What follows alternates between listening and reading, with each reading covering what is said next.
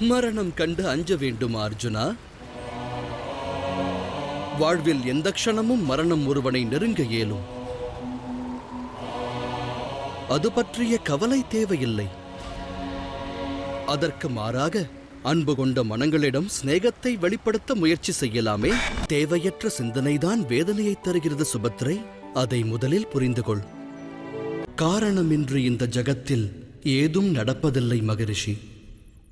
ஒருவேளை தம் யோகாக்னியால் மடிய வேண்டும் என்பது இவன் விதியாக இருக்கலாம். இவனை பஸ்மமாக்க வேண்டுமென்றே தம்முடைய ராஜ்யத்தை தியாகம் செய்ய வைத்து இறைவன் தம்மை இங்கு வரவழைத்திருக்கலாம். விதியை யார் அறிவார்கள்? கூறுவது அசத்தியமல்ல அர்ஜுனா. உண்மையை கூறினால் நான் எதுவும் செய்வதில்லை.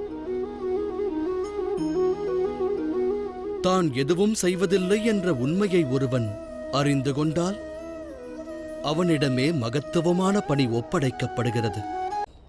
மனிதர்கள் எப்போதும் தம்முடைய புத்தி மற்றும் சூழ்நிலையைக் கொண்டே அர்த்தத்தை உணர்கிறார்கள். மழை பொழிவை கண்டு மயில் நடனமாடும் சாதக பட்சிகளோ வேதனை கொள்ளும். கூறும் வார்த்தையின் உண்மையான அர்த்தத்தை புத்திமான் ஒருவனே சரியாக புரிந்து கொள்கிறார். தவறாக அர்த்தம் கொள்பவரால் அனர்த்தம் விளைகிறது.